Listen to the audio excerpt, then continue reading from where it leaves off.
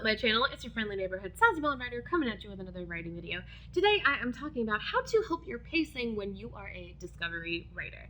Now, I came up with this idea because I am in some writer groups on Facebook, and somebody asked a question about how to help with pacing as a pantser. Now, I totally understand where this is coming from because if it's like a spectrum where you have discovery writers, like full discovery writers where they can just open up a blank page and like get to writing, and then you have full planners where they have to plan everything out before they even put pen to actual paper. I would probably fall in the middle, but a little bit closer to a pantser. I've tried both, and I encourage anybody who wants to start writing, I encourage you to try all different types of methods. One of the things that I noticed when I was a pantser is that pacing is hard, especially if you're writing a story that either uses a story structure that's a bit more unconventional, or you're writing in a genre where you're not fully aware of what the story beats are. It can be really difficult. I mean, it's also just difficult in general when you're a pantser or a discovery writer because you haven't planned everything out yet. You can spend a lot of time meandering around the world you build in your head, or having your character just kind of wander through life until you finally figure out, you're like, oh, this is what the story is. I have tips for how to help your pacing as a discovery writer.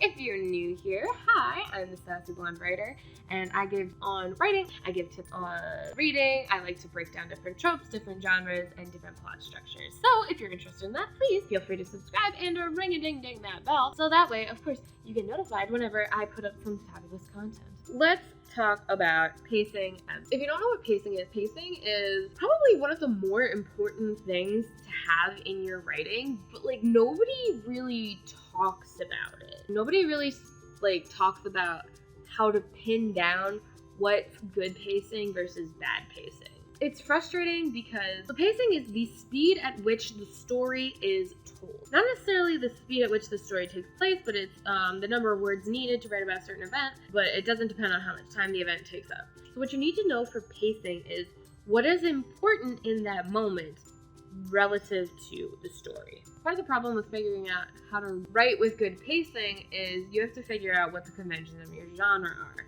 And because, for example, you can look on my bookshelf, I have a lot of different types of stories here. All of them have different elements to pacing. It's kind of easier to explain if you look at a movie or a TV show. What the camera chooses to linger on and what the characters choose to talk about. Pacing is really about spending time on what's important to the story and skipping over the stuff that's boring. It's all about show versus tell. You want to show the parts that are important to your story, but parts that aren't important, you want to just tell people. I'm going to use an example to kind of show good pacing versus bad pacing. The key to good pacing is you want to get to the important part of the story and the aftermath of the story as soon as possible, basically, but you also want to build up anticipation. The story I'm going to tell you is how I hurt my leg when I was vacuuming right before Mother's Day brunch.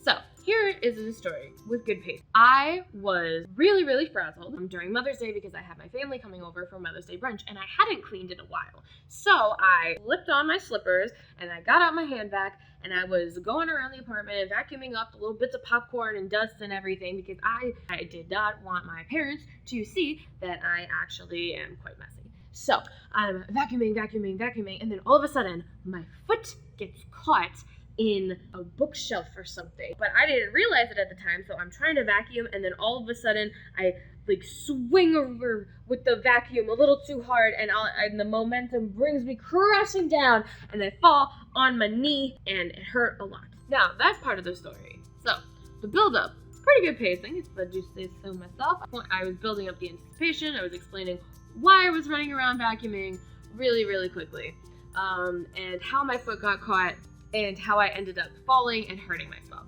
The end part, however, terrible pacing, kind of glossed over it, right? So you don't know, did I get an ice pack? Did I continue cleaning in that frenzy? Or did I just kind of decide, whatever. So that is an example of pacing. Pacing is about spending time on the part of the story that people actually want to hear. So how do you figure out what is good pacing versus bad pacing? So I know people are going to be mad about this.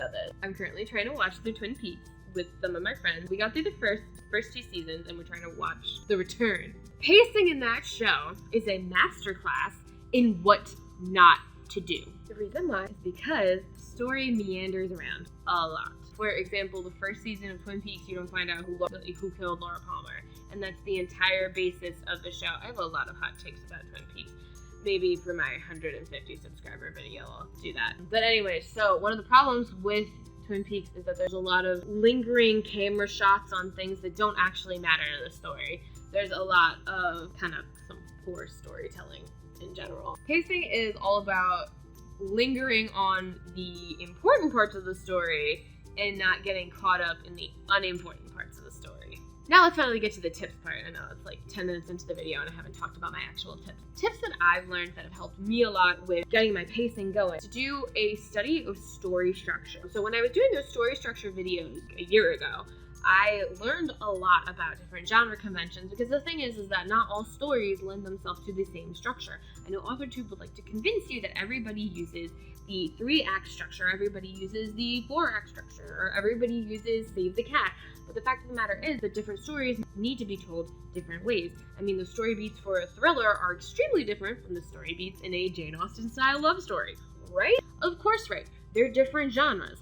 So the best advice I can give anybody who wants to work on their pacing is, number one, while you're taking in different media, if you're reading books, watching movies, watching TV shows, whatever, start to notice, what are the points you start to get bored? If you find yourself starting to get bored with the story, regardless of what medium it is, that means that the pacing is slow. On the other side of that, if you find yourself getting confused a lot and a little overwhelmed because there's so much going on and none of it's being elaborated on, then that probably means the pacing is a little too fast. No story is totally perfect.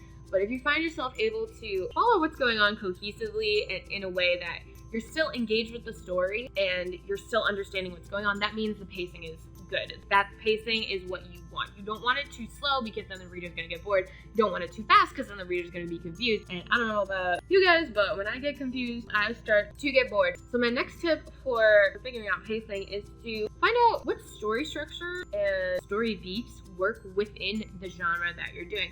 Now, I know I fell into this trap when I started my first novel because I was just like, but I'm transcending genres, so I don't want to follow story beats or story structure. Don't do that. Don't fall into that trap. You're not better than this. Human beings have been writing stories for centuries. Get over yourself. Like it's a really frustrating mindset to have because you're basically like pushing away the things that are going to help you make sure you have good story.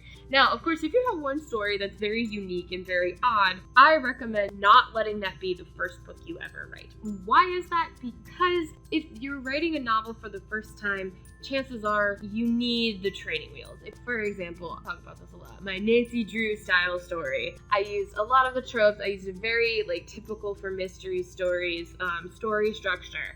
And because I did that, it made me a better writer because it was kind of like writing with the training wheels on because I was following the genre pretty well. I was trying to also do some twists on different tropes, but because I was following a specific genre, story structure, and story beats and everything, it was like a very good guiding principle, and it overall made me a better writer because I knew exactly what I needed to do and how to tell the story. So now that I'm writing a story that's more unconventional, I feel like I'm better prepared to be able to really do the story justice because now I understand pacing, I understand story structure, I understand my weaknesses as a writer, as an underwriter. So now I get to focus on the writing. Because the thing is writing is kind of like learning anything.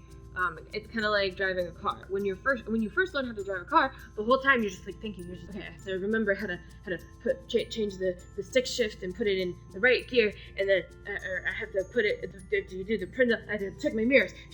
Oh my god. And on top of that, you're trying to follow Google Maps. Anything you start is going to kind of be like that. It's going to kind of be like when you first learned how to drive, or you're thinking about everything actively while you're doing it. So your first novel, you should follow a story structure, follow story beats, follow the genre conventions, and you can always come back to it later and make your little additions and everything and perfect it that way. When the first time you try to write a story, you're gonna feel anxious and you're gonna be get overwhelmed because you're trying to focus on too many things. It's like learning how to drive for the first time and then you have to find your own way home as opposed to using a GPS or directions or something. Use the direction, use the story structure, use the genre conventions, the beats, the everything. That will also help you figure out pacing and story beats. People notice them for a reason. It's because they keep popping up everywhere. If you're a pantser, like me, this is my next tip, Even if you don't make a literal outline, knowing which parts should come up next by a certain page or word count is extremely helpful, because different stories lend themselves to different story structures and different story beats. For example, Hero's Journey is super popular with fantasy, 2-act is very popular with sitcoms, and musicals, 7-point or 2-body structure is very common with mysteries. I also recently learned that 4-act structure, 1 exists and 2 is very common in Gothic novels. Learning all of this stuff is extremely helpful, because that way you have a pretty good idea of like when you should approach what beats. And remember, when you're writing a story, you spend a little too much time, you go past the approximate word count or page count number. You can always go back and delete stuff. No one's gonna know. No one's gonna give you a 0. This isn't school. Unless it is. Nobody knows until you hand in the final product. Keep that in mind. Another tip I have is to figure out if you are an underwriter or an overwriter and what scenes this is happening in. Writing too much in certain things can drag the pacing. Charles Dickens. Did you really need to take 2 pages to explain the time period of A Tale of Two Cities? So that's an example of overwriting. Underwriting, however, certain parts can make them feel very rushed, like Jane Austen. Janie, slow down. I have no idea what any of these characters look like. All I know is that Darcy is tall, and that's literally it. And so those are my tips for figuring out your pacing as a discovery writer. I think they also translate over to pacing as an outliner, because I know from experience, when I was trying to outline, I had way too many story beats for one book. And because I wasn't following a specific story structure or fantasy story, so I knew a lot of the different fantasy beats, because I love fantasy. I read a lot of fantasy books, especially when I was younger. I was like that kid who was like, I want to go to Hogwarts and all that stuff. Not anymore though, because J.K. Rowling is, I don't want to talk about it. But yeah, so anyway, so when I was outlining, I was all over the place, and I had way too many scenes, and I was too chapter focused, and I wasn't like story beats focused, and so it was bad. It was not a good first attempt at a novel, and I know that, and I even knew that at the time when I was writing it. But the thing is you're never gonna get better unless you get writing. So that being said, if you enjoyed this video and you want more stuff like this, more tips and tricks for how I work on pacing and other types of writing things that are kind of hard to pin down that I feel like people don't talk about enough, please hit that like button. Let me know if any of these tips helped you, or if you have any tips, please feel free to leave them in the comments below. And of course, happy writing. Oh, don't forget to subscribe. All right, now for reals, happy writing.